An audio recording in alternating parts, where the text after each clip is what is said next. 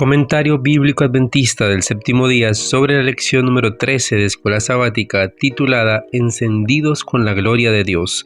Sean todos muy bienvenidos a este mensaje que nos va a fortalecer espiritualmente y nos ayudará a comprender a profundidad algunos aspectos importantes de la lección.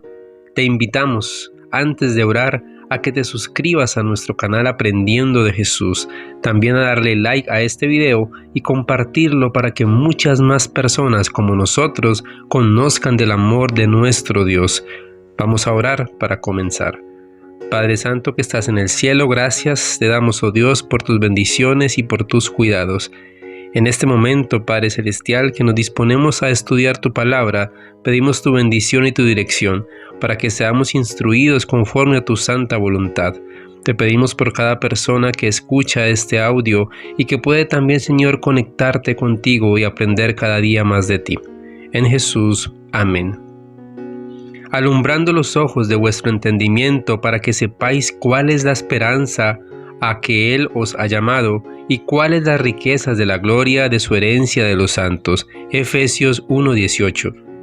El apóstol Pablo suplica para que el Dios de nuestro Señor Jesucristo, el Padre de la gloria, os dé espíritu de sabiduría y de revelación en el conocimiento de Él, alumbrando los ojos de vuestro entendimiento para que sepáis cuál es la esperanza a que Él os ha llamado, y cuáles las riquezas de la gloria de su herencia en los santos, y cuál la suprema grandeza de su poder para con nosotros los que creemos, según la operación del poder de su fuerza.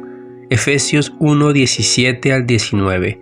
Sin embargo, la mente primero debe adaptarse a la naturaleza de la verdad, a ser investigada. Los ojos del entendimiento también tienen que ser iluminados. Además, el intelecto y el corazón deben ponerse en armonía con Dios, que es la verdad. El que contemple a Cristo con los ojos de la fe no verá gloria en sí mismo, por cuanto la que refleje su mente y corazón corresponderá a la gloria del Redentor. Siendo que la expiación fue realizada por su sangre, el gozo de la liberación del pecado conmoverá su corazón con gratitud. Al ser justificado por Jesús, el receptor de la verdad recibe el impulso de rendirse totalmente a Dios, y solo entonces es admitido en la escuela de Cristo, para aprender del que es manso y humilde de corazón. Al difundirse el conocimiento del amor de Dios en el corazón, el creyente exclama: ¡Oh, qué amor, qué condescendencia, apropiado de las ricas promesas de fe! Llega a ser participante de la naturaleza divina. Al vaciarse el corazón del yo, las aguas de vida fluyen hacia el interior y entonces la gloria del Señor brilla en él, mediante la continua contemplación de Cristo. Lo divino asimila lo humano. Así es como el creyente es transformado a su semejanza. Por tanto, nosotros todos, mirando a cara descubierta como un espejo la gloria del Señor, somos transformados de gloria en gloria, de un carácter a otro, en la misma imagen, como por el Espíritu del Señor. 2 Corintios 3:18. El carácter humano se transforma a la semejanza divina. Son los ojos espirituales los que pueden discernir esta gloria. Permanece velada, encubierta en el misterio, hasta que el Espíritu Santo imparte discernimiento al creyente.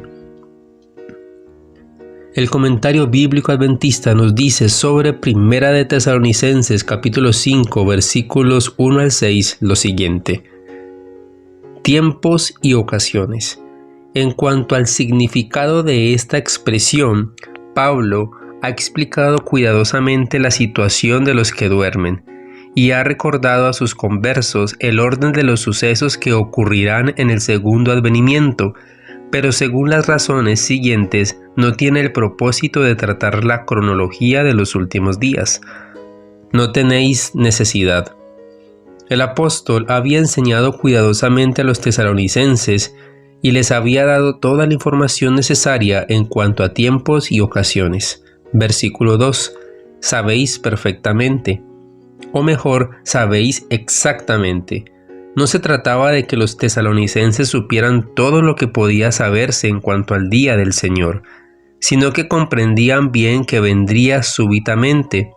Estas palabras muestran claramente que el apóstol les había dado las enseñanzas del Señor acerca de ese tema. Solo era necesario confirmarlos en su conocimiento y recalcar su significado. El día del Señor. La evidencia textual establece la omisión del artículo el. Esta omisión posiblemente indique que la expresión día del Señor era entendida exactamente por la Iglesia y no necesitaba definirse mediante un artículo. En cuanto a su significado, con frecuencia Pablo hace referencia a esta expresión o a su equivalente, abreviándola a veces como el día o aquel día.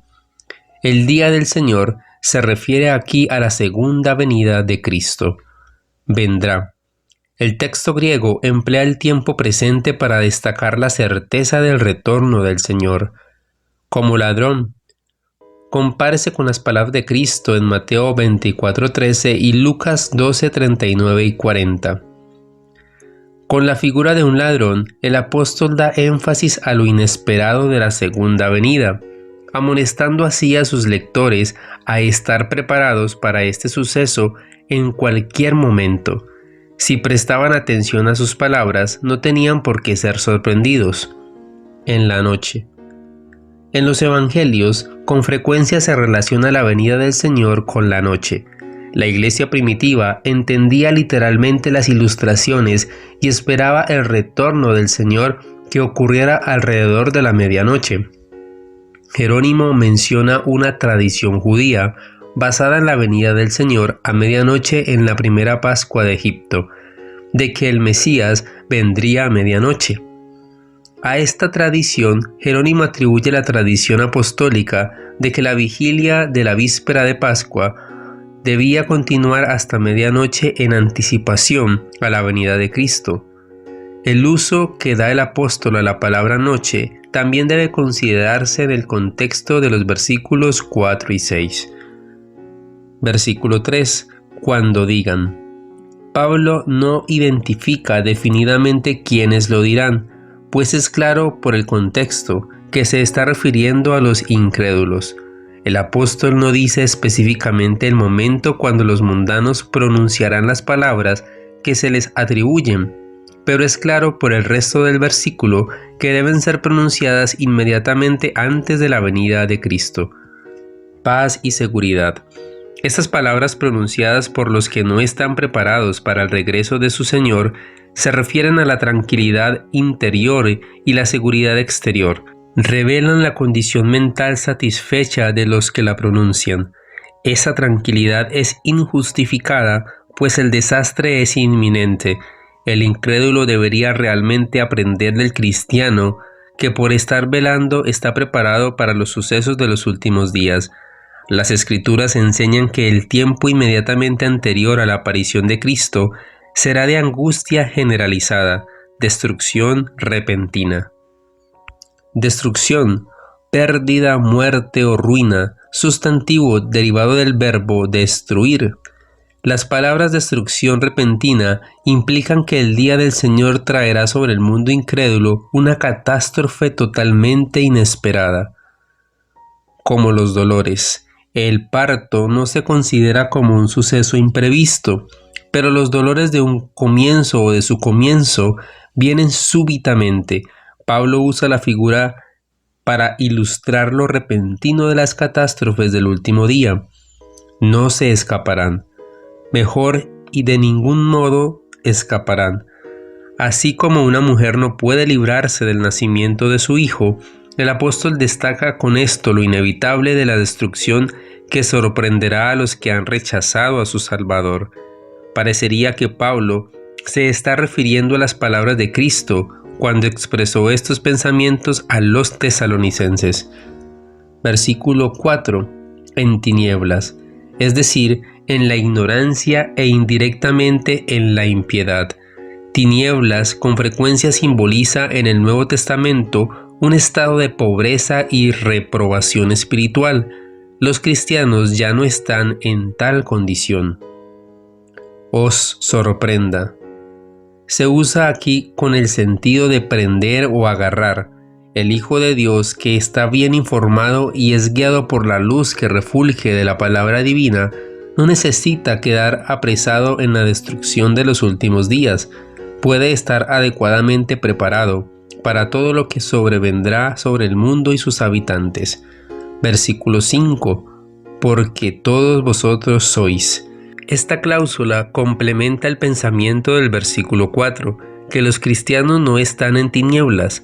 Pablo incluye generosamente a todos los miembros de la iglesia en Tesalónica en su afirmación, aunque sabe que algunos son débiles. Hijos de luz. El cristiano es hijo de Dios, y Dios es luz. Por esta razón, el cristiano es hijo de la luz debido a su relación con el Padre de las luces. Además, el Evangelio proporciona luz. Por lo tanto, los que viven de acuerdo con el Evangelio moran en luz. No somos. Nótese el cambio de la segunda a la primera persona del plural. El apóstol se incluye junto con sus compañeros tesalonicenses. Presenta el ideal, confiando en que eso inspirará aún al miembro más débil para alcanzar la elevada norma de ser realmente hijo de luz. Versículo 6. No durmamos, o no sigamos durmiendo. Si los hijos de luz se duermen, no tendrán ninguna ventaja. Dormir equivale a indiferencia ante la proximidad de la venida de Cristo, un letargo que impide que el cristiano esté preparado para los sucesos finales. Pablo exhorta a sus amigos a no dejarse entrampar por esa indolencia espiritual, sino a estar bien despiertos. Los demás, es decir, los hijos de las tinieblas, que están inconscientes ante los terribles y gloriosos sucesos que presagian el retorno del Señor. Velemos o vigilar, mantenerse completamente despierto. Este verbo se usa con frecuencia en los evangelios para referirse a la vigilancia espiritual. Seamos sobrios, abstenerse de vino, ser sobrio. No es probable que Pablo se esté refiriendo a que hubiera embriaguez literal entre los tesalonicenses, sino que los está amonestando a que sean firmes, templados, tranquilos en espíritu, debido al gran día que se acerca. Comentario bíblico adventista sobre Juan capítulo 8, versículo 32. Verdad, palabra frecuente en Juan. En su significado básico, verdad es lo que corresponde con la realidad. Como en este caso, Juan con frecuencia usa la palabra en un sentido más amplio para indicar lo que es verdadero en las cosas que atañen a Dios y a los deberes del hombre, o en un sentido más restringido, las realidades enseñadas en la religión cristiana acerca de Dios y la ejecución de los propósitos divinos mediante Cristo. Esta revelación había sido dada por Jesús. En realidad, Él era la verdad. Estaba lleno de gracia y de verdad. Estas realidades concernientes a la religión cristiana también son reveladas por el Espíritu, el cual en sí mismo es verdad, y por la palabra. Os hará libres. Las gloriosas verdades del Evangelio habían sido anticipadas en los escritos de Moisés y los profetas. Pablo describe la era del Antiguo Testamento como una era de gloria y advierte que la nueva era la sobrepujará grandemente. 2 Corintios 3:9. Pero muchas de las verdades concernientes a la religión de Jehová habían sido oscurecidas por las innovaciones de los judíos. La mente del pueblo estaba cegada y un velo cubría su corazón cuando leía el Antiguo Testamento. Estaban atados por las pesadas tradiciones de los ancianos y por sus pecados. Jesús vino para libertarlos.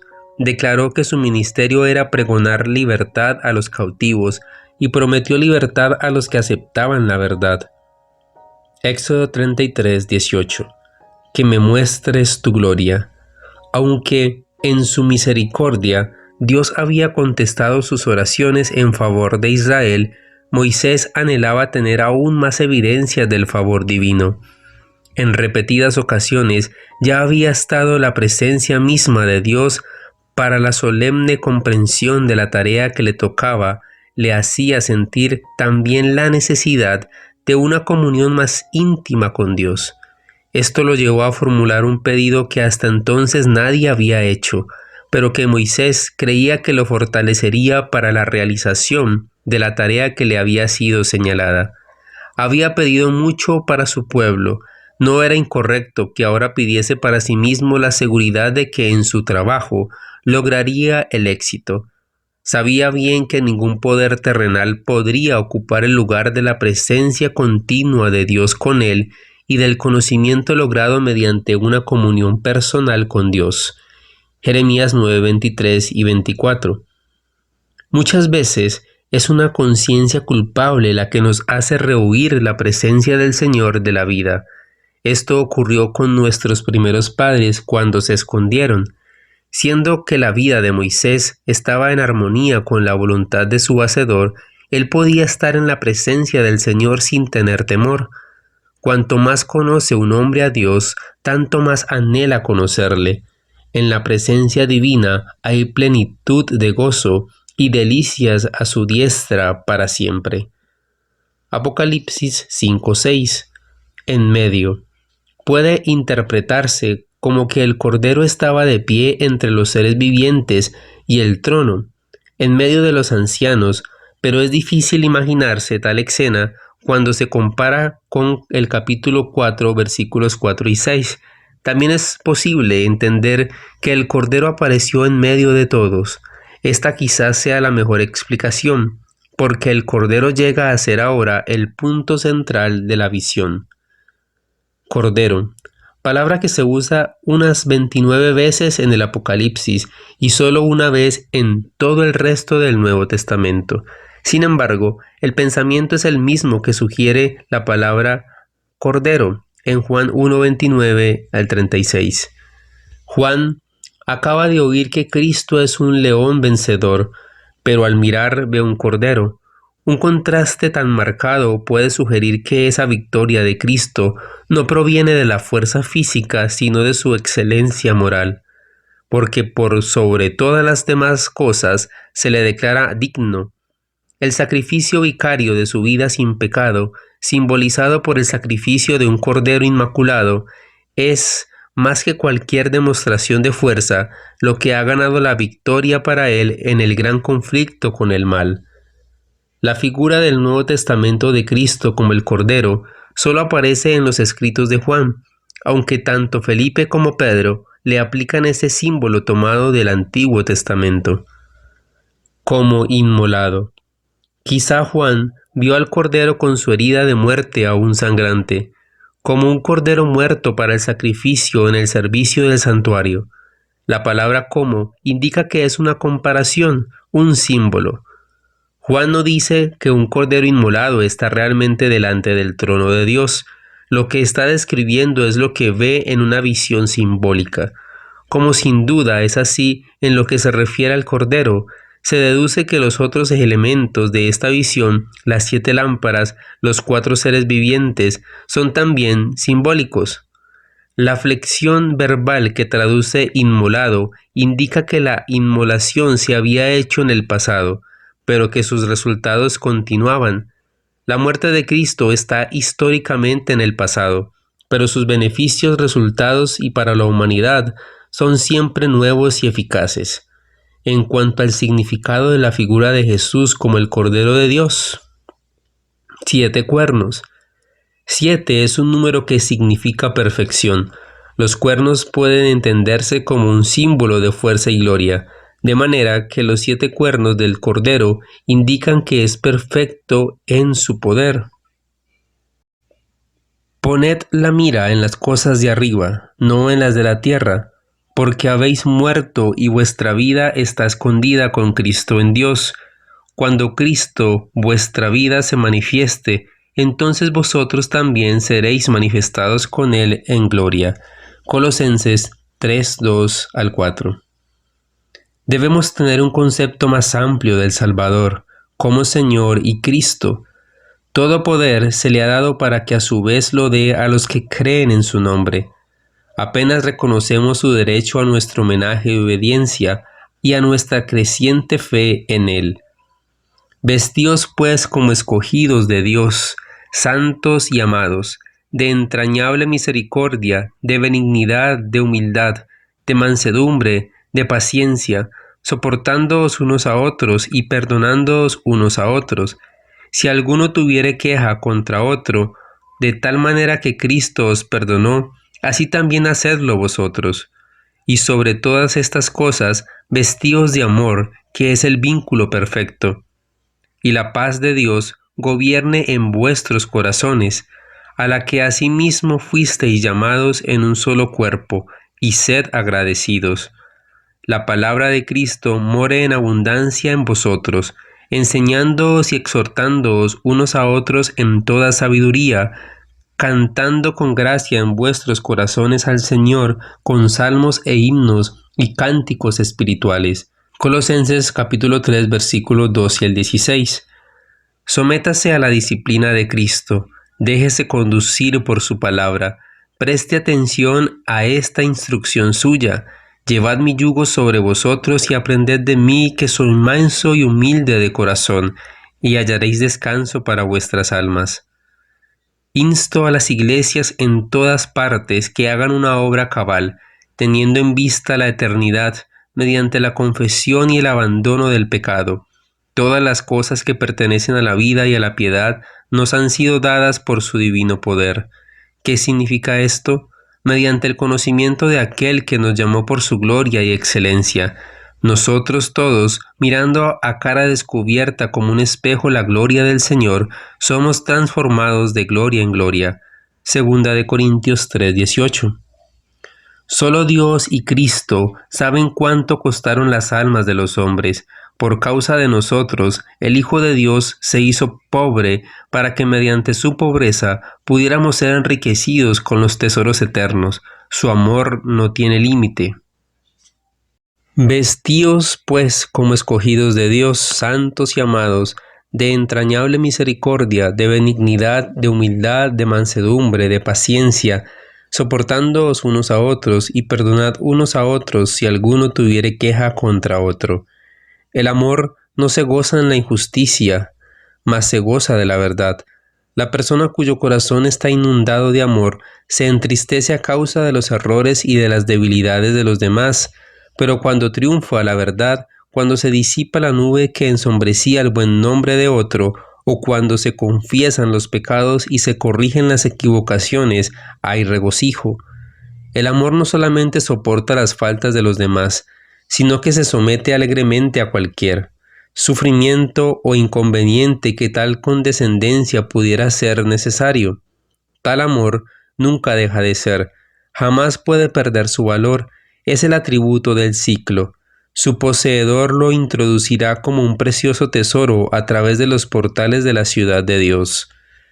El fruto del Espíritu es amor, gozo y paz. La lucha y la discordia no son sino la obra de Satanás y el fruto del pecado. Si como pueblo alguna vez hemos de disfrutar de paz y amor, debemos colocar nuestros pecados a un lado. Necesitamos ponernos en armonía con Dios y así también estaremos en armonía unos con otros. Que cada uno se pregunte, ¿poseo yo la gracia del amor? ¿He aprendido a sufrir con paciencia y a ser bondadoso? Sin este atributo celestial, los talentos, el conocimiento y la elocuencia serán atributos tan desprovistos de significado como un metal que resuena o un címbalo que retiñe. Qué lástima que este precioso tesoro sea considerado con tanta liviandad y tan poco aprecio por muchos de los que profesan la fe. Dios requiere mucho más de sus seguidores de lo que muchos pueden darse cuenta. Debemos aceptar la Biblia al pie de la letra y creer que cuando el Señor dice algo, lo dice en serio. Él nunca nos pide nada para cuyo cumplimiento no esté dispuesto a concedernos su gracia. Si fracasamos en alcanzar la norma establecida delante de nosotros en su palabra, no podremos presentar ni una excusa en el día de Dios. El apóstol nos amonesta: el amor sea sin fingimiento, aborreced lo malo, seguid lo bueno, amaos los unos a los otros con amor fraternal, en cuanto a honra, refiriéndonos los unos a los otros. Pablo desea que distingamos entre el amor puro y altruista, motivado por el Espíritu de Cristo, y aquella pretensión vacía y engañosa que el mundo llama amor. y en la cual tanto abunda. Esta falsificación baja ha hecho errar a muchas almas. El estar de acuerdo con el transgresor en lugar de mostrarle fielmente sus errores, tiende a anular la distinción entre el bien y el mal. Tal curso de acción nunca se origina en una amistad real. El espíritu que lo promueve habita únicamente en el corazón carnal. Aunque el cristiano será siempre bondadoso, compasivo y perdonador, nunca sentirá ninguna clase de armonía con el pecado. Aborrecerá el mal y se aferrará a lo bueno, al costo de su relación o amistad con los impíos. El Espíritu de Cristo nos inducirá a odiar el pecado, en tanto que estaremos dispuestos a realizar cualquier sacrificio para salvar al pecador. Padre Santo, te agradecemos, oh Dios, por este mensaje que nos has podido dar, que podamos, oh Dios, poner en práctica todas estas enseñanzas para nuestra vida espiritual. Pedimos, oh Dios, por cada una de las oraciones que son presentadas ante tu presencia, por las personas que escriben en los comentarios y que ven nuestro video. Oh Dios, sabemos que tu voluntad es perfecta y oramos por cada una de aquellas personas que así necesitan de tu santidad, de tu amor, de tu compasión y de tu presencia. En el nombre de Jesús. Amén.